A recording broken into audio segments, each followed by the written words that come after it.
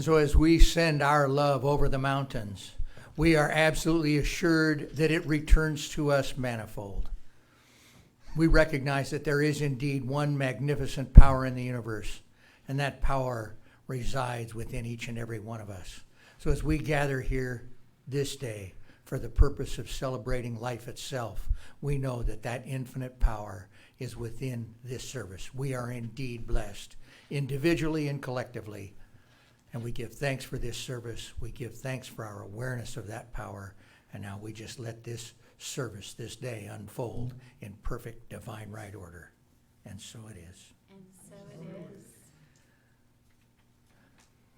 We are an interfaith gathering, a spiritual community that honors all teachings and all spiritual teachers.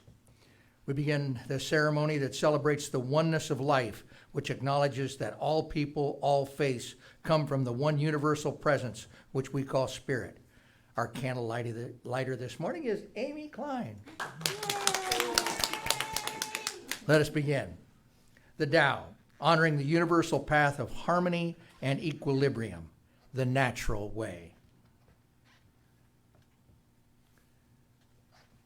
Shamanic traditions, honoring the beliefs and practices of all indigenous peoples, the way of pristine spirituality. Hinduism, honoring the path of knowledge, action, and devotion. Judaism, honoring the ethical path of living by sacred law. Buddhism, honoring the Four Noble Truths and the path of compassion. Christianity, honoring the Christ consciousness as the path of love. Islam, honoring the path of submission to the will of God as the highest calling. New Thought, honoring the metaphysical path of mental healing through the practice of universal spiritual principles. And the last candle is the healing candle of love. We invite you in the stillness of your own mind to bring to awareness the names of anyone you wish to be included in this healing flame of love and light.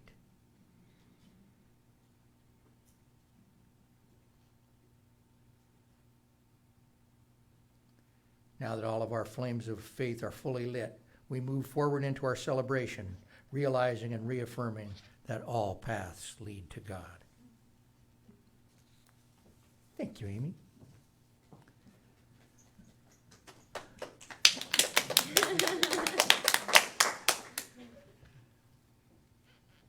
People have asked me why we read our mission, purpose, and vision statements every week.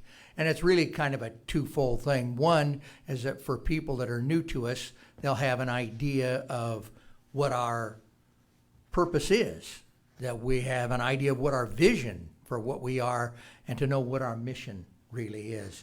And secondly, it's to keep that awareness in front of us, awareness of why it is we gather and what it is we want to become and what our mission is. So if you'd join me in repeating our purpose statements. First of all, our purpose is to awaken and inspire love and oneness. Our vision, what we want to be. We are an empowered, uplifting, inclusive community. And finally, our mission is to teach spiritual transformation with grace and joy. We get the joy in there. Our secret reading today is from our Science of Mind textbook by Ernest Holmes.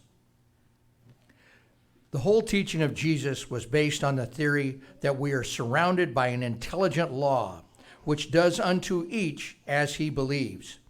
He implied the necessity of faith, conviction, and acceptance. That is, it must be measured out to us according to our own measuring. We must not only believe, but must know that our belief measures the extent and degree of our blessing.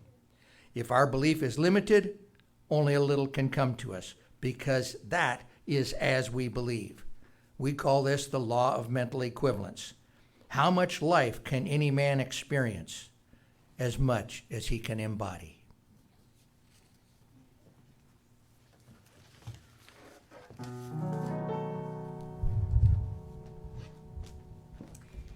If I want to have more love in my life,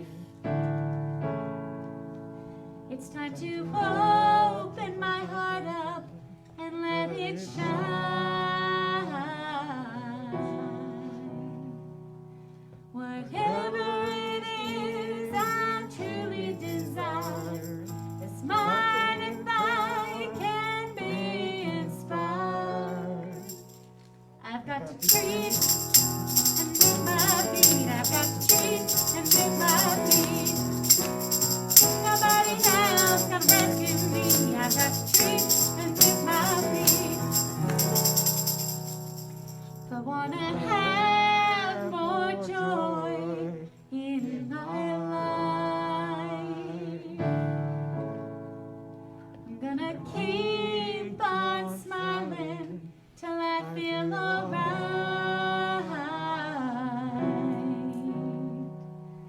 The key to success is in my hands. As soon as I understand, I've got to treat and move my feet. I've got to treat and move my feet. Nobody else gonna rescue me. I've got to treat and move my feet. If I wanna have more peace in my life, I need to take the time to listen to the voice inside.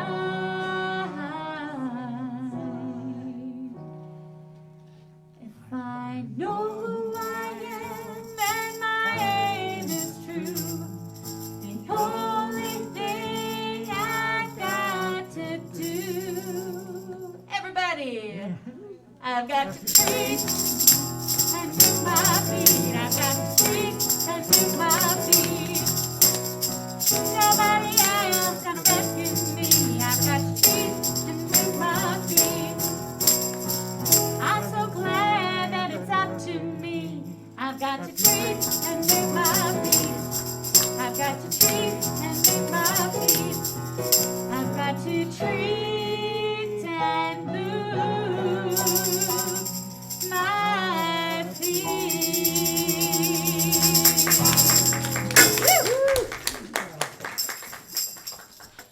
Ah, Thank you, Aaron, Jessica, Sam. Thank you so very much. Sam, you're a brave man. What a... He's a smart man. Indeed, indeed. Well, welcome to the Alaska Center for Spiritual Living. Thank you all for coming out today. Thank you for tuning in, Facebook Live. For those of you that did brave us masks and all today, thanks for coming, and thanks for inviting us into your home. And if you're one of the people that are watching later in the week, we honor you as well. Thank you for tuning in. We have a suite of spiritual practices that we use in this center. And perhaps the cornerstone of all of them is the prayer. We absolutely believe in the efficacy of prayer. We recognize that prayer works. And we love to utilize this to help people all over the world. We get requests from all over the world. I think it's because we're top on the list, Alaska. And people Google it and search, and they end up with us. We get a ton of Google hits every week. And people ask us for prayer, and it's something that our practitioners are trained to do and love doing. So I invite you to submit a prayer request. You can go to csl-alaska.org. There's a prayer request form on there. Fill it out. And Reverend Linda, I don't know, she probably has some sort of bells and whistles that go off. Whenever they come in, she jumps up 24 hours a day and sends it out to all 17 licensed practitioners. And we get right on it. So encourage you to use that. And for those of you who have braved this rather humid, I think it must be close to 90% humidity out there. I don't know. It's pouring. And for this, that came through all this rain to get here, you have the opportunity to nab one of our practitioners here and ask for a 1-minute miracle. Or you can fill out a prayer request, put it in the box in the back, and it will be collected by somebody, probably me, and sent out to the practitioners as well. Next two announcements. Big thing coming up is Camille's workshop class. I'm not sure what we call it. Living with Change. We live in a time of unprecedented change. And not only is it the amount of change that's going on, it's the rate in which change is happening in our world. And it's on every front. And what's up for us to do is, how are we going to react to that change? How are we going to respond to the change that is already happening in our world? And so we have this wonderful opportunity, Living with Change, and I'd like to invite Camille up to talk a little bit about her adventure in Living with Change. Thank you, Camille. Thank you. Well, that really does cover quite a bit of what Tuesday night is all about. Tuesday night is about empowering ourselves from a creator's position versus a victim's position.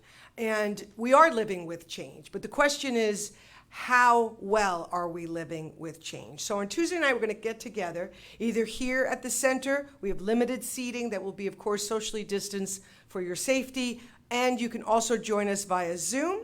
And if you would love to be a part of the evening, but you can't be a part of the evening, you can register anyway, because everyone's going to get a recording of the event. And so what we're going to do is we're going to come together. We're going to look at fresh definitions of change. We need to modernize our relationship to change to match the kind of change that Reverend Don just talked about. And we're going to spend a little bit more time really focusing on change that is imposed upon us, because that's been our experience now for over 16 months.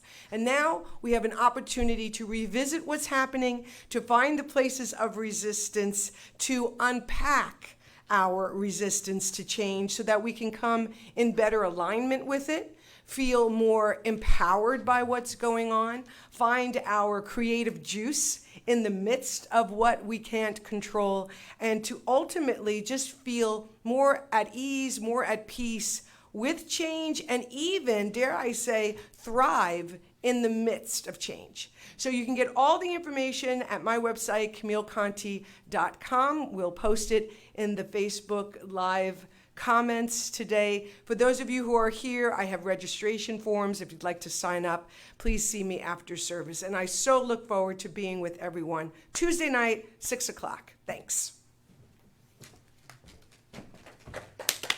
Thank you, Camille. And so I'm going to wrap the minister's moment today around our second announcement, which is a volunteer opportunity we have, and that is for someone to help us with the video and sound boards each week. Our bench is getting a little thin there, and we could really use the help. What I want to talk about, though, is what the real difference is. This is not a question of only you giving up or surrendering your time or your treasures, your talents to assist our center, because this is a reciprocal universe in which we live. And as you give, then you receive back. And what a wonderful thing it is to see some of the people that have been through our sound team over the years, and how they have been able to contribute to the center, but at the same time, they become part of a group. They become part of a camaraderie, and it's a beautiful thing to watch. And so I want you to really consider joining our sound and video team. It's an opportunity for your spiritual growth, and at the same time to help us out. You can contact me, AK, I don't even know my own email, akrevdon@gmail.com. That isn't too tough. Or office@cslalaska.org. And we'll provide all the training. You don't have to worry about that. You don't have to have a degree in engineering to do it. However, we do have those. We'll be happy to train you, and what a wonderful way to serve. Lastly, our speaker this morning is Stevie Leniear. Stevie is a licensed practitioner here at the center.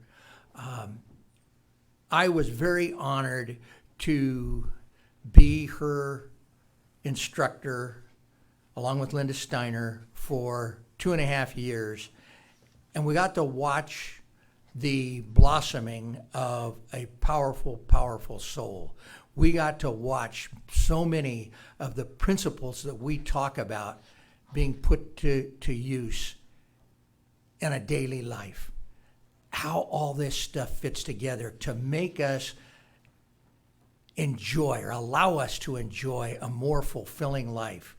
And I am so honored today to have Stevie come up and address us and share some of her heart with all of us. So right after our special music, we have Stevie.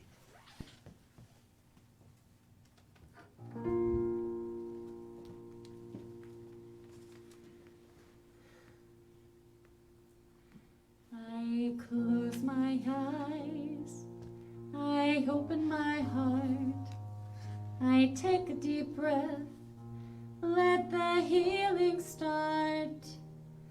I lift my hands, I plant my feet, I let love in, and I feel the beat that's calling, calling, calling us to rise. Rise, spirit, rise up, rise in me. I ready my soul, I clear my mind, I'm here and now, in present time. I feel the power of 1,000 suns lighting up the dark. Oh, we rise as one, oh, rise.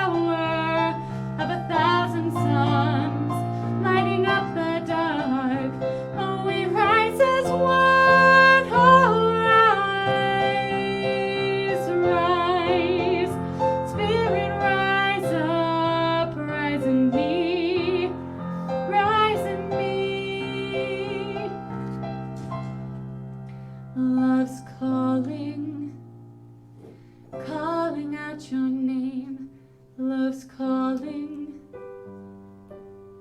That's why we came.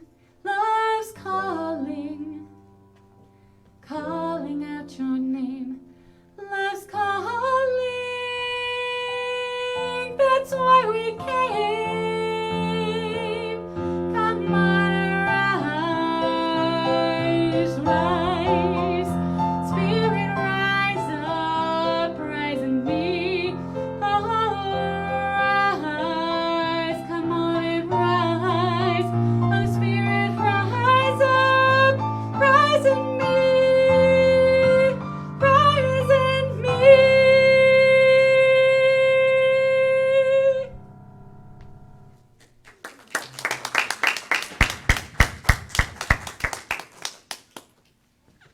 I'm not sure that I can even follow that this morning.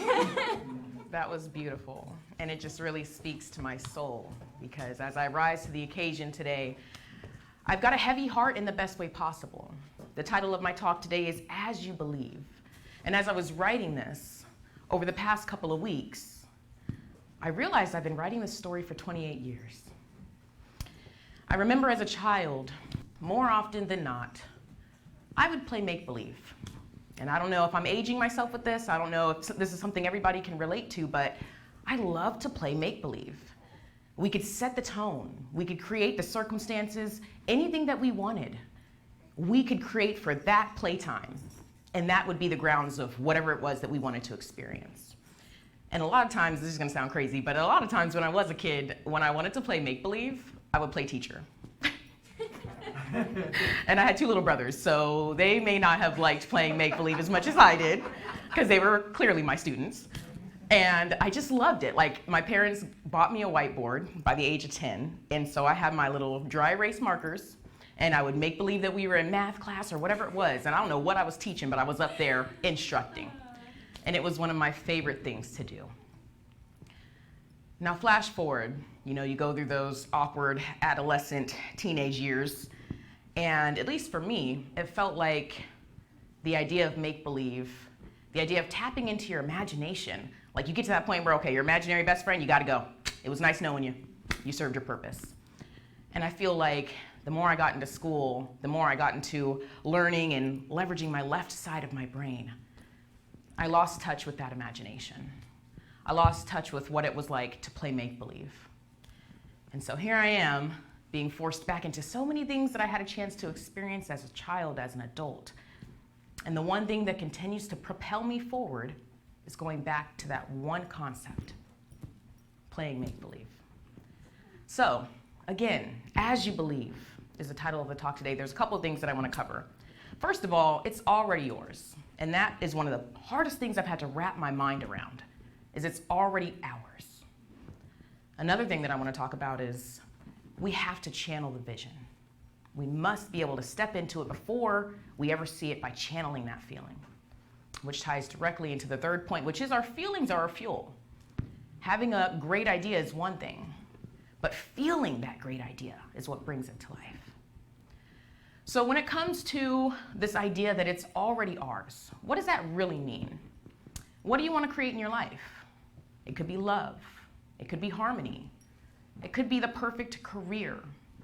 It could be peace. Whatever it is that we're aspiring to see, it's so crucial that we step into it as a precursor.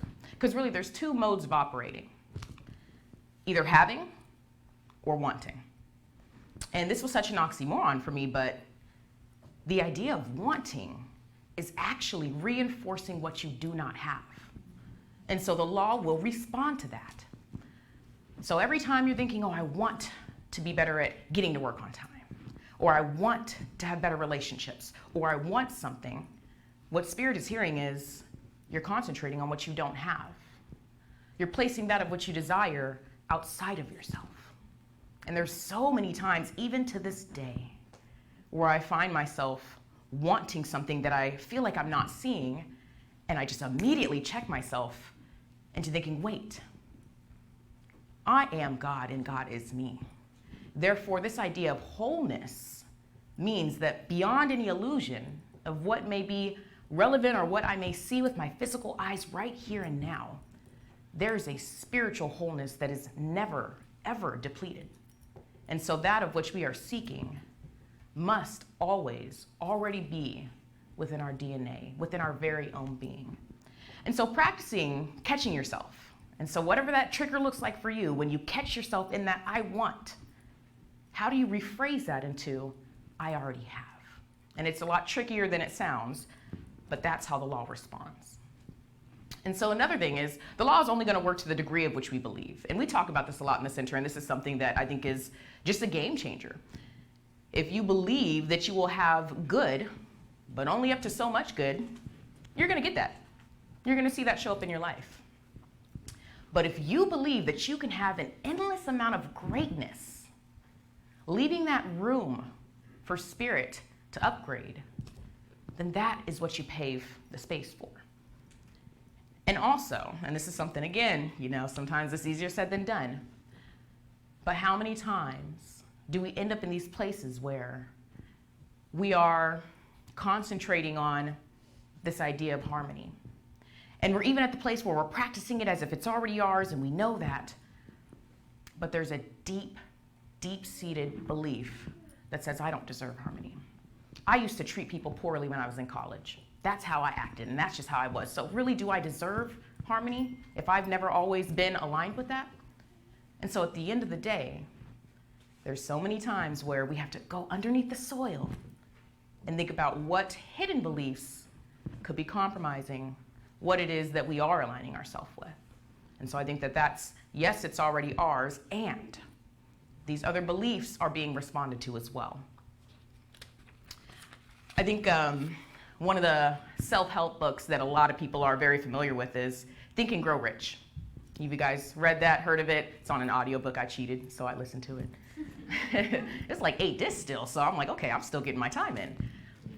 Napoleon Hill. So one of the things that I appreciated about the story when I was listening through was kind of similar to our philosophy. What I noticed about Napoleon is that he kind of spent some time looking at a lot of different really wealthy and successful people, not just necessarily taking from one, but kind of looking at the common threads from people who have been financially successful, who have been able to create abundance or prosperity in their life.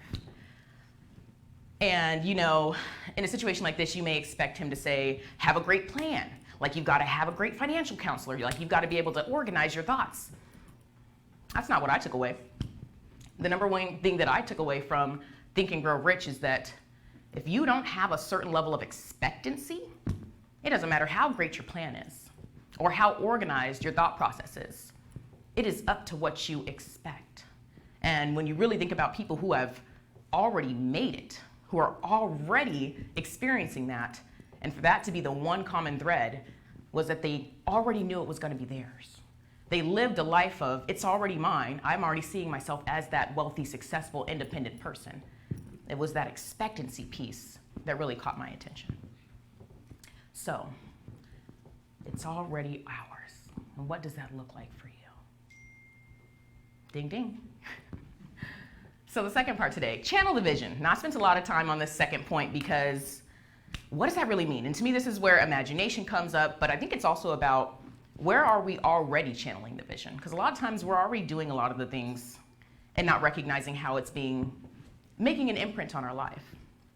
So at the end of the day, the question that kept coming up for me is, and I've even asked myself this, how do I go about embodying or recreating a feeling of something I've never experienced? If it seems out of touch to you because you've only ever felt like you've had scarcity or in harmony, whatever that is, how do you go about creating something that you've never actually had yourself? And as I think about my big goals in life, this is actually an example. I always saw myself as a speaker. So this is just trippy because the speech today is kind of about where I placed myself to get here.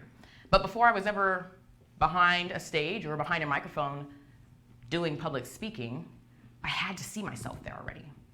I had to figure out a way to harness that feeling of connecting with people heart to heart, a feeling when that person in the audience is nodding and they just took that one piece that was meant for them. Whatever it was that I got from living my purpose, I had to find a way to experience that before I ever had it, and that was a little bit tricky. but it is absolutely possible. And I think part of it is positioning. They say birds of a feather flock together. And so I had to take a step back, and I had to think about how often am I positioning myself to be exposed to the kind of lifestyle, the kind of spiritual principles that I'm interested in. Something that I've learned a long time ago that I've challenged, but this is what the studies say, is that you're most like the 5 people that you spend the most time with. So if you were to really think about the 5 people that are getting your time and energy the most, and what you're giving to them, how often do we consider what we're receiving from them as well? Not necessarily what you're asking them to give you, but what just naturally becomes our tendencies to embody one another. And so I'm all about love and acceptance. And when I found myself around friends that were very prone to complaining, very prone to describing what they don't have in life, instead of concentrating on what they wanted or what they knew that they could have and what their potential was, I found myself kind of in a very doubt-filled pattern. And it took me a while to realize, like, this is what I was inundated with. And so if you, let's say, want to be a master baker and you've got gifts with pastries, I'm a little hungry this morning, so this is my example. Would it make sense to make daily trips to a construction site to check out the workers and what they're doing and what their skill looks like and how they get that stamina to make it through the day? It wouldn't really make sense. Now, could you gain something from it? I believe so. But how are we positioning ourselves for that which is relevant to what we desire, what we're looking to create in our life, so we can start to embody that? I think that there truly is a gift that we bring to each other's life. And when we can step up and be with people who mirror what we seek, we naturally take that on.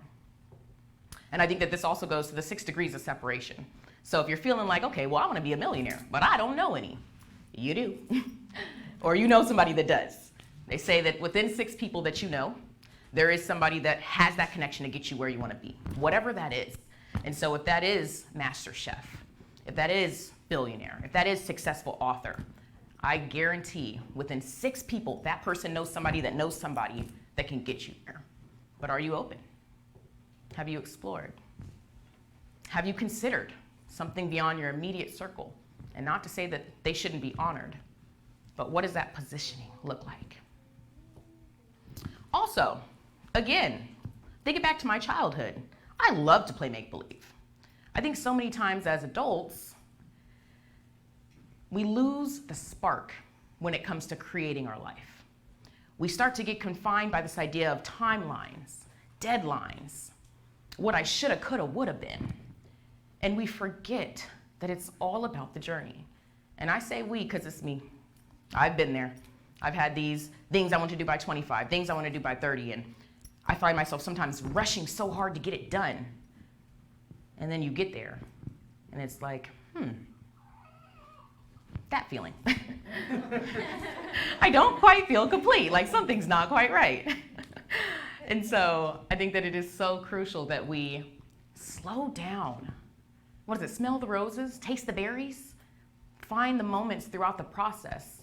And something I always think to is, an artist, if they had the ability to walk up to a blank wall, snap their fingers and have a mural, or pull out their handy-dandy paintbrushes and spend weeks and months watching this painting come together, interacting with their own artwork, and becoming one with that creative force, which one do you think that they'd choose? Now, granted, we already know which way it's gonna go because of where we're at today. But what if technology was different? What if the laws of life were different and you could just snap your finger, and honestly, give it 10 more years, y'all, give it 10 more years, and you could snap your finger and have that mural? I don't think the artist would choose that. That could be wrong. I don't think the baker would choose to just boom, and the cookies are done. It's the act of creating. And when we forget about the sweetness involved in creating our own lives, I feel like we step into the mundane. And so this is where your imagination is key, especially with those areas where we may feel unfamiliar, but we know it's something we want to see in our life. What does that creation look like to you? Something for me that I love to do, I like to channel into my input. We are constantly being inundated with input. Media, TV, music, shows, everything that you can think of is constantly your input. How are you leveraging that to your advantage? Because you're not going to escape it. That's just the truth. You can hide under a rock for so long, but how are you leveraging those things that are inevitably in your life, influencing your life, to your advantage? Now, it's going to sound a little corny. I'm putting myself out there being a little vulnerable this morning. But there was a point in time where I was single some years ago.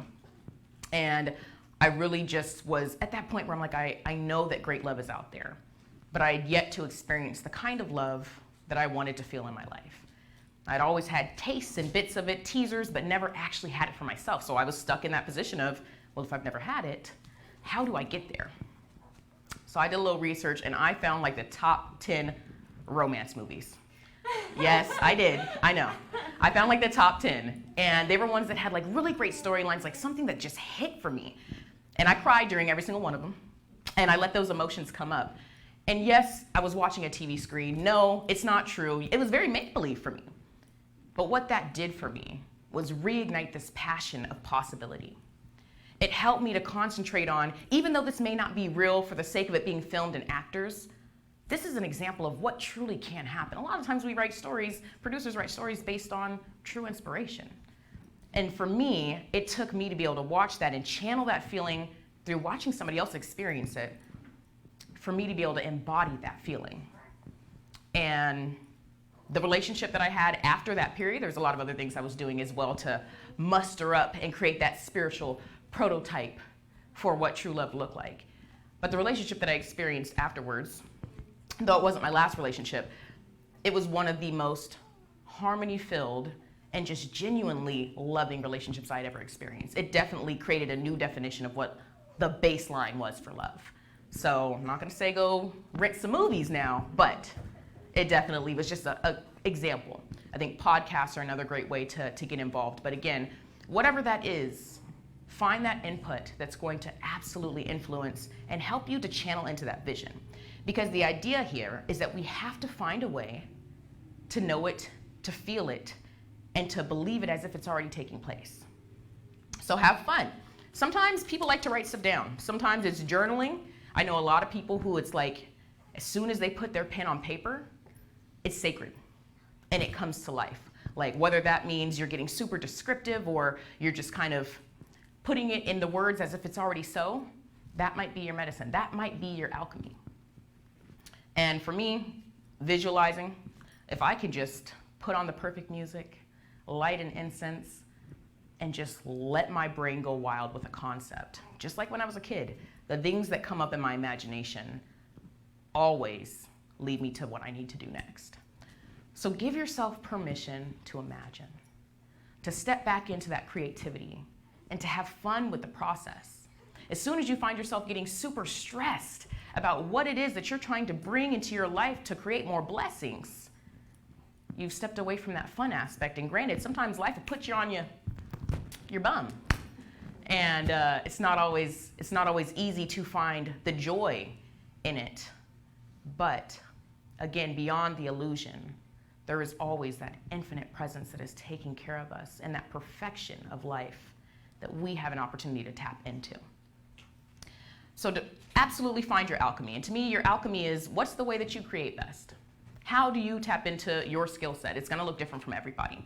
But I think that this is important because if journaling does nothing for you and it doesn't ignite that fire, why would you waste your time doing it? So it's gonna look different for everybody. So something that I always think about is reverse engineering. I don't even know exactly what this means in real life, but I know what it means when I use the concept. Look at where you are today. This being a perfect example. There's something in your life that you have gotten right now that you didn't have at some point in time. Would you all agree? Relationship, a car, a status, whatever it is. There's something you currently already have that at one point in time you didn't. What did you do to get here? I always find myself unraveling the steps, the mindset, the energy, the emotions that took place to lead me up to where I currently am, so I can understand my alchemy, so I can understand how my body and spirit already naturally is manifesting. Because we can create definitions on how we get there. We can also recognize that we're programmed. It's within our very own being to do it. So recognize what that naturally looks like for you by going back and seeing, okay, at that time, yeah, I was hanging out with a lot of people who were already running their own business. And I didn't even realize it, but that became my circle. And before you knew it, 5 months later, I've got my business. So think about how you got to where you are. And the other thing that I want to say is, it's so easy to put these concepts or these ideas outside of ourselves. It's so easy to say, I'm not doing it, but I need to be. Or I haven't experienced it, when you are, but it may not be exactly what you thought it would look like. So point in case for me, meditation. When I first joined the center and I took many classes, we talked about meditation in almost every single one of them. It's one of my favorite practices.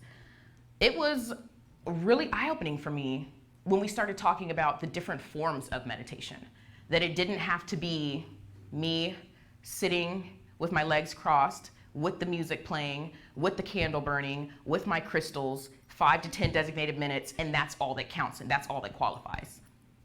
And that sounds a little crazy, but that's where I was. I felt like unless it was that cut and dry, whatever I was doing didn't qualify as that time with God. And what I came to learn was it's about the intention. You could be cutting up vegetables, making a stew. If your mind is with God, if God is within you, if you are praying without ceasing, if you have made that intention for this to be how you meditate, how you commune, it counts. So when I started to think differently about that, I realized there were so many areas in my life where I actually was already doing that of which I was seeking, but I wasn't recognizing it. I wasn't categorizing it as, oh, that counts as that. So meditation was a really great example for me because I found that I was actually meditating all the time. A lot of times it was layered with other activities, walking, being in the kitchen, cooking, exercising even.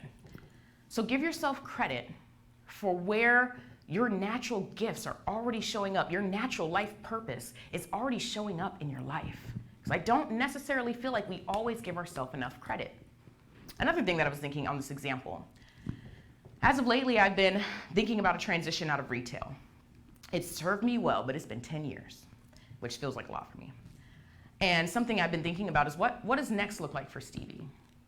And I just kept thinking about all these great ideas and all these things that I'm not doing that I want to do because I'm not doing it yet, right? So, but then I was just like, wait a minute. What are you already doing that's aligning with your life purpose? Of course, I thought of the center and being able to have moments like this.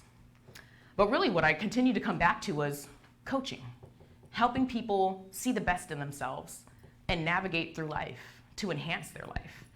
And in my current profession, every single week I have touch bases with people, and it's about their development. Obviously, it's on a business level. How are you contributing to the business? What part of operations do you own?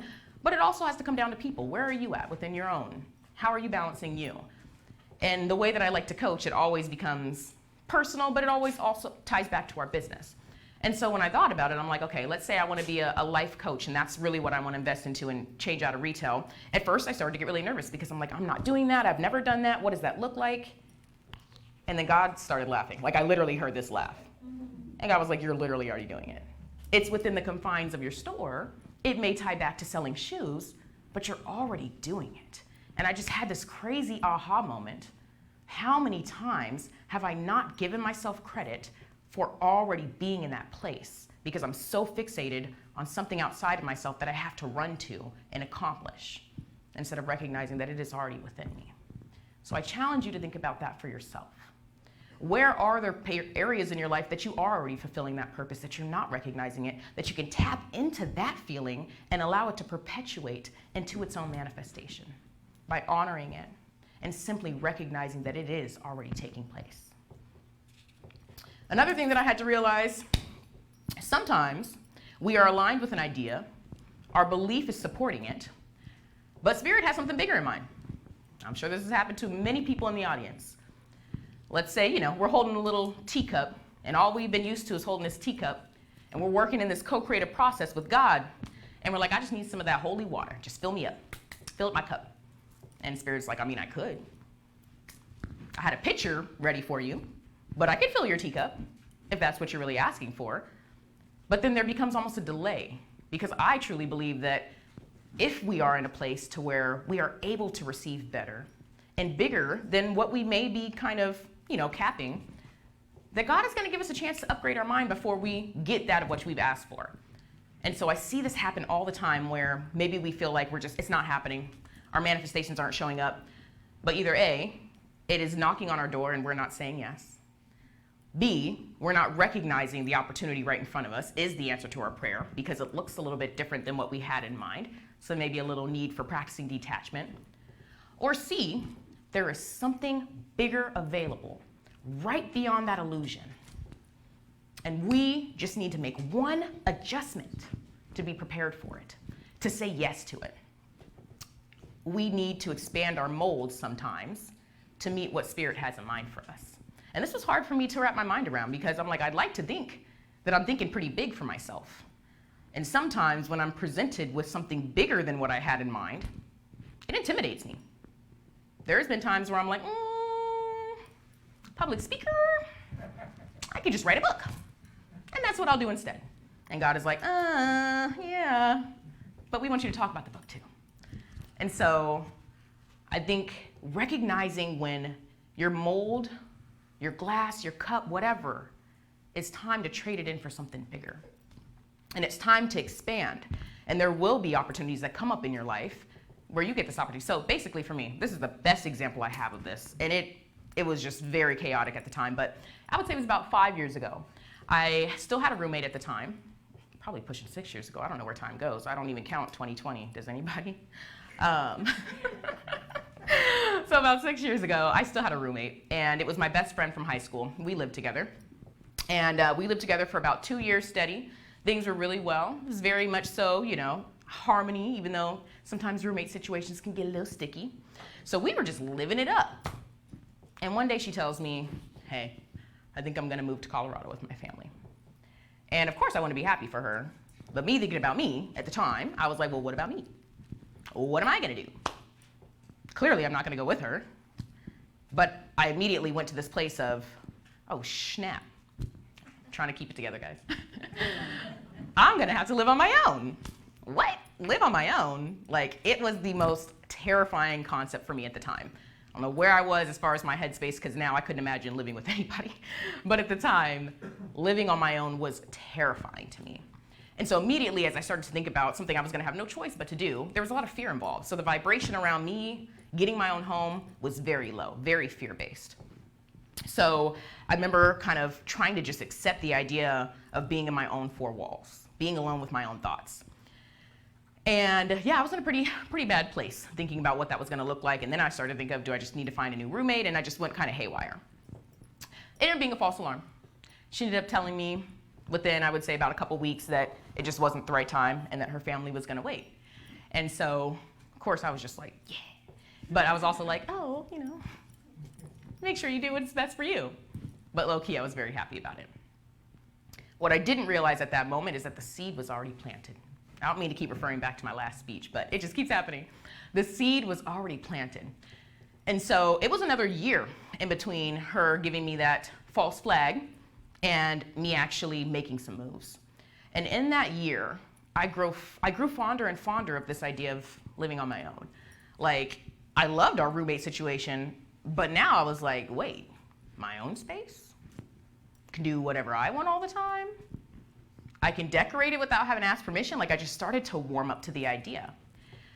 And so, yeah, within a year, I was actually starting to think maybe I'll be the one to branch off. Like, maybe I should start exploring my options.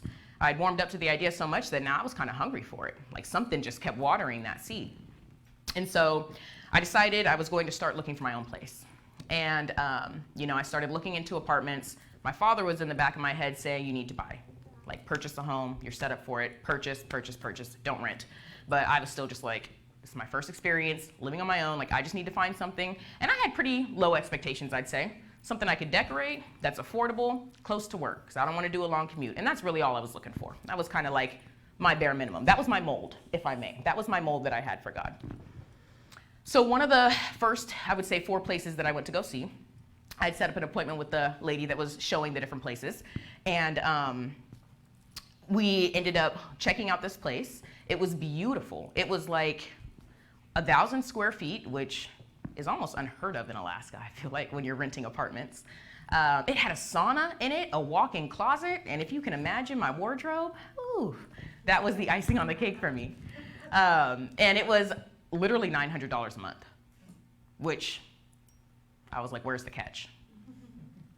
Well, what I didn't mention is, as she's showing me this place and I'm falling in love, she had another gentleman with her that day, somebody that she was taking to the top floor of the unit. It was like a, apartment complex. And he just went to go see, he was there to see a 1-bedroom apartment that was like 500 square feet, like $800 a month. Very much so not like the one unit. The one unit that I found on the internet was the exclusion in the entire place. Like, I don't know why it was even up, but it didn't look like any other unit there. So when we started our journey for that day, she's like, hey, I'm gonna be showing this gentleman another unit later. Do you mind if we do it all together? And of course, I'm just like, I don't mind. Like, whatever makes your job easier. Well, even though he was not there and didn't even know about the unit that I was there to see, he saw it. I hadn't even told my roommate at this point in time that I was getting ready to move out. Shame on me. But I was already in, I had to make moves before I had the conversation with her. So at this point, I'm excited. I see the place that I want. It's got way more than I even had imagined for myself. And so I'm like, ma'am, I'm not gonna be able to move in right away. Like, I still need to have a conversation, but give me 2 weeks. I'll do whatever it takes. I'll have the money, boom. She's like, I feel good about you. She's like, I'm gonna do what I can to hold this for you. She's like, technically, I'm not really supposed to, but I feel like we can make this work. So I left feeling on cloud 9. Again, like more than I expected, better than I could have imagined. And I'm just calling my dad. I'm like, okay, I'm gonna need to make moves. I get a phone call from her 2 hours later. And she's like, hey, and I could just tell by the tone of her voice. She's like, I really hate to do this to you, but the gentleman that had a chance to see that unit, even though I took him to see the one that he was interested in, he's ready to move in today and he's got the money and he wants that unit. And I just crumbled. I was just like, there ain't no way on earth that I finally see this that helps me to expand my mold and my mindset. And just like that, it's snatched from underneath me. Like, I just had such a hard time with it. Like, I fell into tears, all dramatic, chaotic. It was just, I was so confused. I'm like, I know God is not just teasing me. And then I realized what was happening. I needed to upgrade my expectations. I needed to have better ideas of what it was to manifest a home and not just go into it like, as long as I got a roof over my head, because I had really set the bar so low. And at the end of the day, that's gonna be great for some people. But where I am with co-creation, I had really overlooked how much an opportunity of your sacred space, your living space, can be an opportunity to commune with God. And so at that point, I went back to the drawing board. And I didn't say I want a sauna, but I definitely said luxuries. That was something I added to my list. And I just started to tweak my list a little bit more about how I wanted to feel in my new home and what it was gonna do for me. And I just completely started from fresh and took it on from a new mindset. Well, fast forward, and the place that I ended up getting, I actually ended up buying, it was a condo. And when I first walked into this condo, I knew immediately I was home. It had all of the space and some. It was way bigger than I had imagined. It had the beautiful view, just almost all windows on the back wall, so the light coming in was more than I could have ever asked for. And now I know if I move, natural lighting is a non-negotiable. Like, that's just one of those things that makes me feel in tune. A sauna and a jacuzzi in the house. Why? Don't know. But all these little things that almost replicated what I saw at the other place and some was what I ended up getting my hands on. I truly believe if I hadn't gone through that walkthrough and had that moment to upgrade my expectations, I would have easily found myself settling for any other kind of home and not really taking the moment to draw out, map out what I deserve and what I was looking for. So sometimes the answer is no for now, or the answer is yes, but. And that's something that was a huge game changer for me. So my third point today, your feelings are your fuel. And I really feel like for this point, at the end of the day, we know that you can put anything you want to out in the universe, but if you don't feel it, if you don't add that fire, then it's going to be flat. And so I think so many times we ignore our emotions, or we're taught that our emotions are naughty or that we should run from them. I think we need to embrace them more, because when we can feel it in our bones, in our DNA, it brings ideas to life. And so like I said earlier, there's ways that we can tap into input as a way to muster up those feelings. But I also think that it is so much more of recognizing what feelings we currently have and what they're telling us. If you're already feeling really excited about something, like what is that about that you can dive deeper into? Or if you're having a negative response or a negative emotion, what belief is underlying that you need to address that may be the only thing in between you and what it is that you are looking to experience within your life. And so I think a lot of the times positivity is underrated, but if all else fails, gratitude.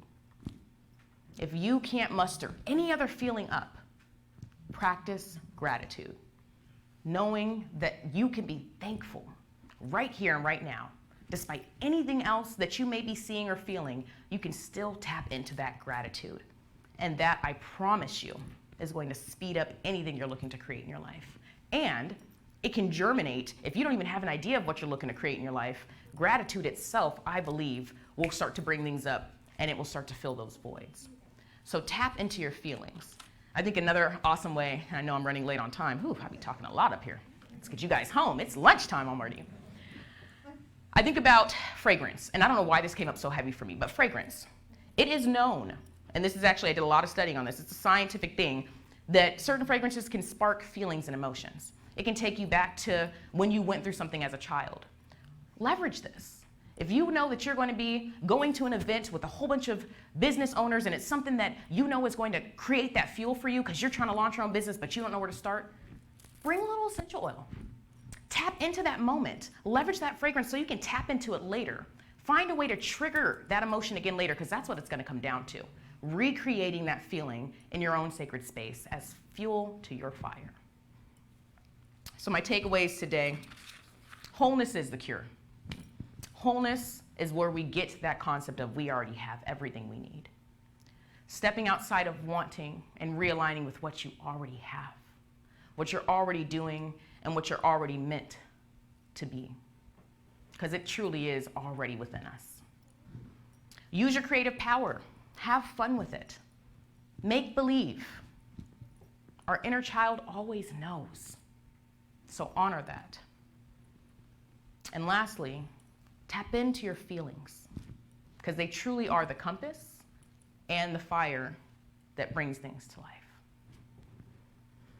And so with that, I will invite my colleagues at this point to join me as we just tap into that one source, that one mind, recognizing that power and that presence that is God, that infinite love, that infinite source of wisdom that could never be compromised, that source of love that lives and breathes through each and every one of us. Knowing that as God is, I must also be. Recognizing that the qualities of God have been embedded in my DNA.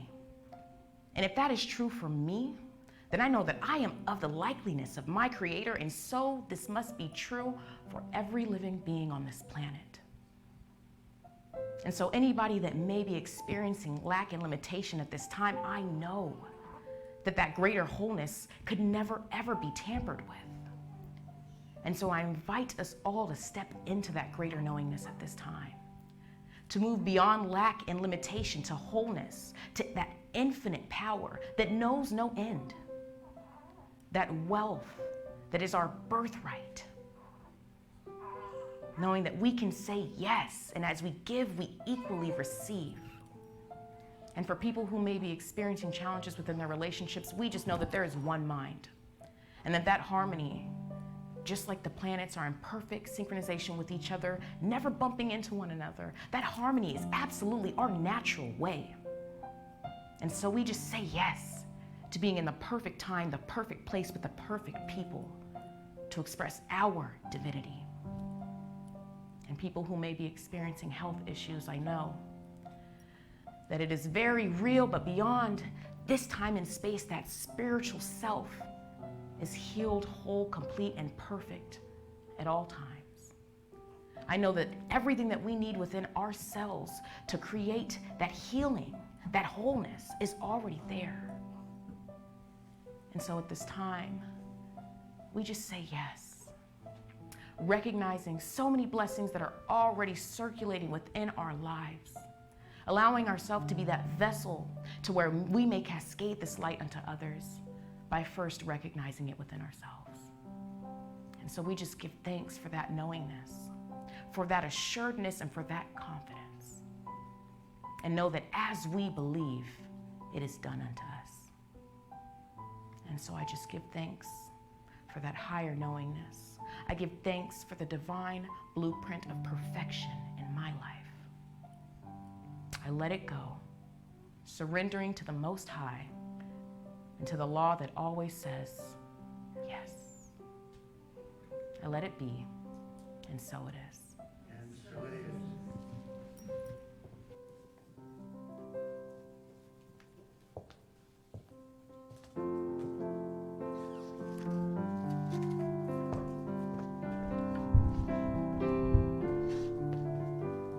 I love myself the way I am.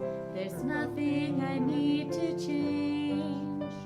I'll always be the perfect me. There's nothing to rearrange. I'm beautiful and capable of being the best me I can. And I love myself just the way I am. I love you the way you are. There's nothing you need to do. When I feel love inside myself, it's easy to love you. Behind your fears, your rage and tears, I see your shining star. And I love you just the way you are. I love the world the way it is, 'cause I can clearly see that all the things I judge are done by people just like me. So till the birth of peace on earth that only love can bring, I'll help it grow by loving everything. I love myself the way I am, and still I want to grow. But change outside can only come when deep inside I know I'm beautiful and capable of being the best me I can. And I love myself just the way I am. Ooh, I love myself just the way I am.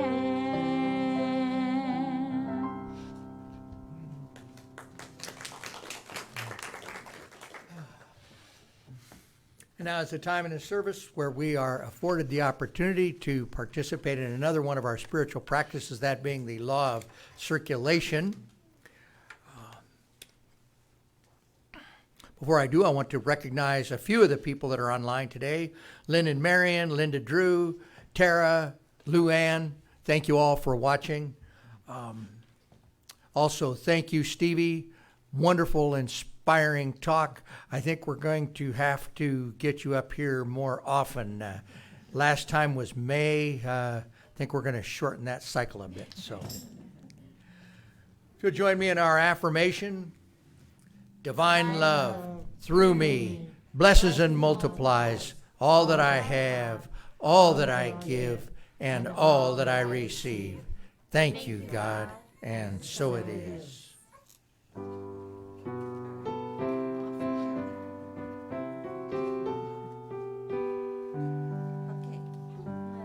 there be peace on earth, and let it begin with me.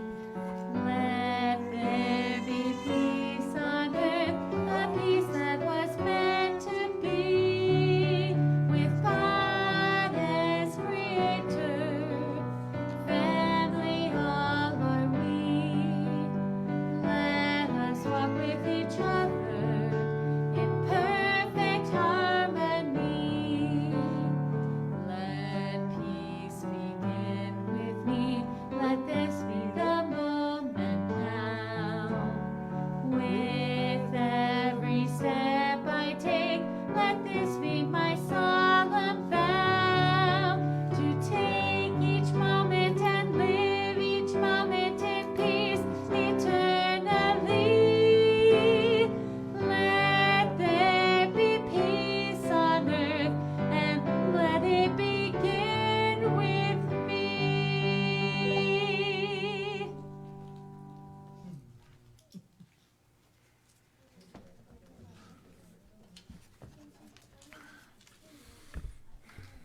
And so as our service this day draws to a close, we just simply give thanks. We give thanks for this powerful message.